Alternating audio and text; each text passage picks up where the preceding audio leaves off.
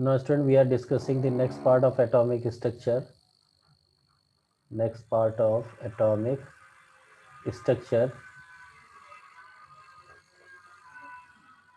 and here you see that in the previous video we are discussing the three-dimensional structure of orbital.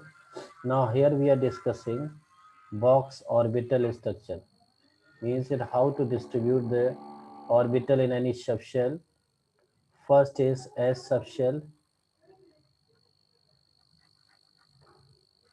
has one S orbital.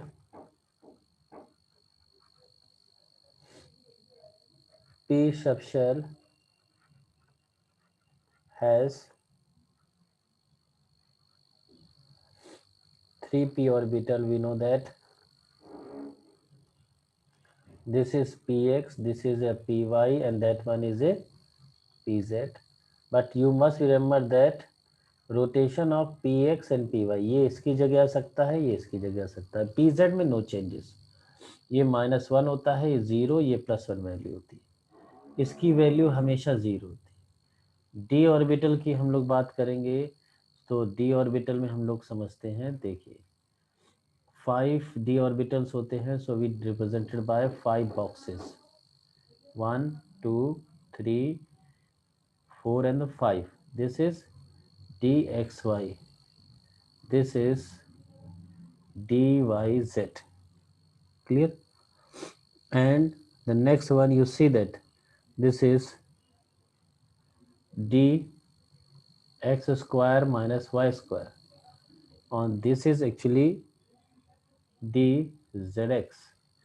ये rotate होकर के इसकी जगह ये आ सकता है, इसकी जगह ये आ सकता है, और ये बीच में dz स्क्वायर में कोई चेंजेस नहीं. ये -2, ये -1, ये 0, ये +1 और ये +2 रहता है. एफ ऑर्बिटल को हम लोग रिप्रेजेंट करते हैं कैसे? 7 एफ बॉक्सेस से. नंबरिंग रिप्रेजेंटेशन होता है 1 2 3 4 5. 1 2 3 4 5 6 and 7. -3 -2 -1 0 +1 +2 and +3. और इसकी हम लोगों को मालूम है कि उसकी इस तरह से नंबरिंग नहीं कर सकते. जैसे हम लोग को मालूम है कि D X Y D Y Z D Z X हम लोगों ने कर रखी थी. किसमें हम लोग ने कर रखी थी?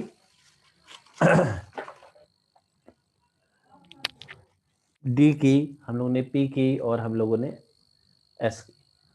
अब हम लोग बात करते हैं before starting the quantum number we must be know that what is the electronic configuration. तो इलेक्ट्रॉनिक कॉन्फ़िगरेशन हम लोग पढ़ते हैं, उसमें से हम लोग बोर और हम लोग मॉडर्न यानी कि अफबाओं को कंपेरेटिव करके पढ़ेंगे. तो बोर मॉडल क्या कहता था? बोर मॉडल के बेस पे यानी कि हम लोग जिसे बोलते हैं साथ में बोर बरी इलेक्ट्रॉनिक कॉन्फ़िगरेशन, यानी कि ईच ऑर्बिटल्स में उनके हिसाब से इस शेल में 2n स्क्वायर इलेक्ट्रॉन होना चाहिए. यानी n बराबर 1 तो 2n स्क्वायर के हिसाब से फर्स्ट शेल में 2, n बराबर 2 सेकेंड शेल में 8, n बराबर 3 18, n बराबर 4 32. और दूसरा रहता है मॉडर्न यानी कि अफबाउ प्रिंसिपल के बेस पे हम लोग करते हैं, जिसमें हम लोग n+l रूल का यूज़ भी करते हैं. वेरिफिकेशन रहता है. फर्स्ट शेल में हम लोग को मालूम है 1s पढ़ते हैं, सेकंड में 2s 2p, थर्ड में 3s 3p, फोर में 4s 3d 4p एनर्जी के हिसाब से. फिफ्थ में हम लोग 5s 4d और 5p को देखा. सिक्स्थ में 6s 4f 5d 6d, 7th में 7s 5f 6d 7, n plus L rule क्या कहलाता है?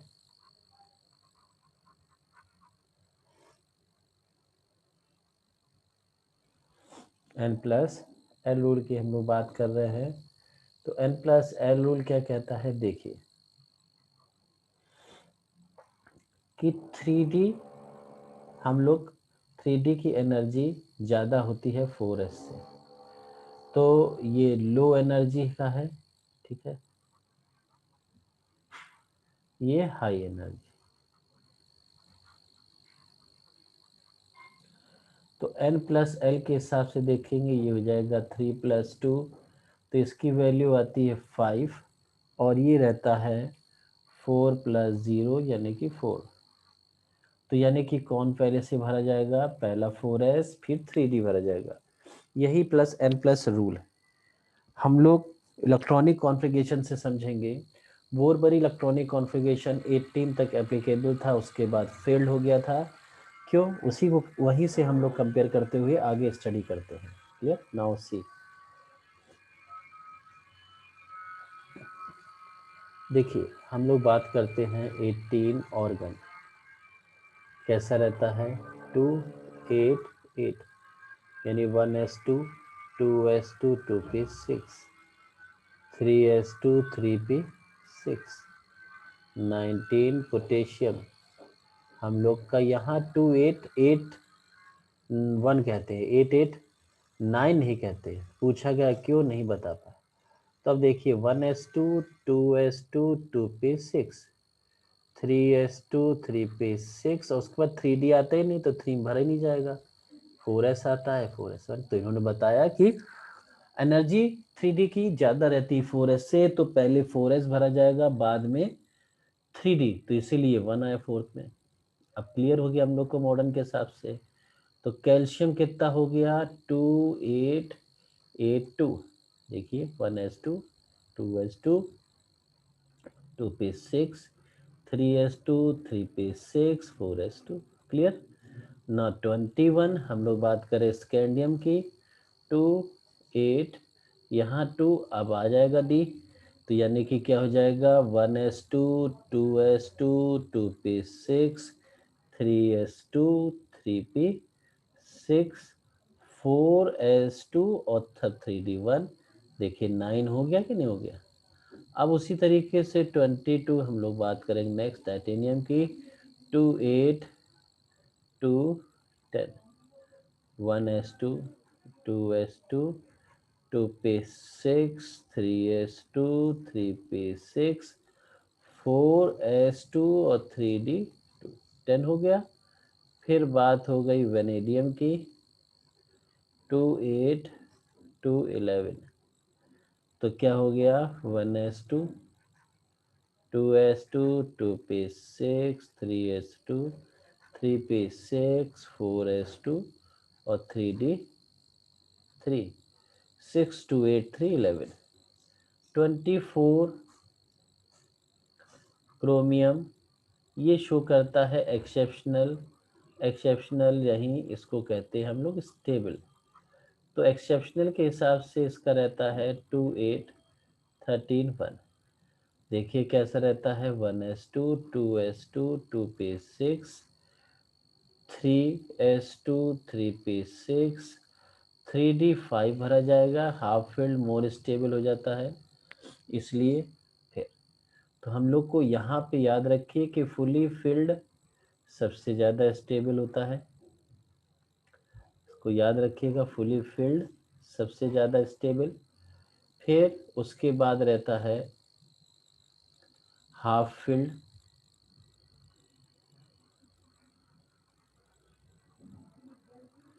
फिर इनकम्प्लीट फिल्ड।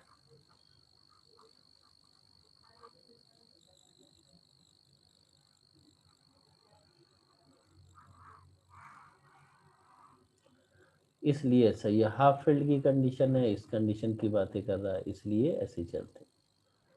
अब हम लोग बात करते हैं 25 मैंगनीज की, यानी कि 2 8 13 2, यानी कि ये हो गया 1s2 2s2 2p6 3s2 3p6 4s2 और 3d5। उसी तरीके से 26 iron 2 8 14 2, so that one is a 1s2 2s2 2p6 3s2 3p6 3d6 and the 4s2. Clear? Now 27 we are talking about cobalt. This is a 2 8 15 2. So this is 1s2 2s2 2p6 means 8 3s2 3p6 3d7 4s2. Then 28, this is a nickel. So what about the nickel?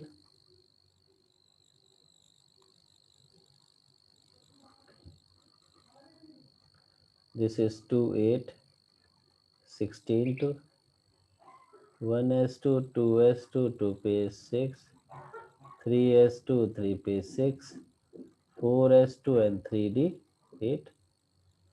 Now 29 copper.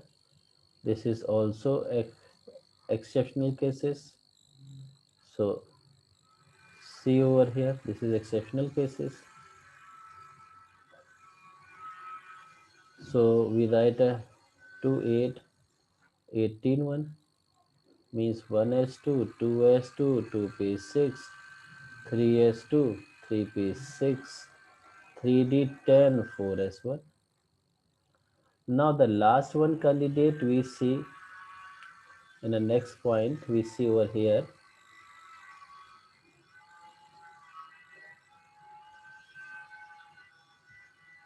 I am writing over here. You see,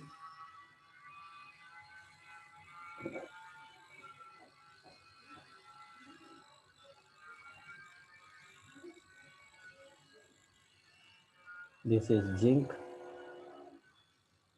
and what is 2 8 18 2. So electronic configuration of that one is 1s2 2s2 2p6 3s2 3p6 4s2 and 3d. So student, this is the electronic configuration box orbital structure. There are 2 points here we are discussing over here. In the next video we are discussing the next part of this, means a quantum number, very important topic. So you must be stay this channel, subscribe it, like it. So I am very thankful for you. So thank you and thanks a lot, and Jai Hind.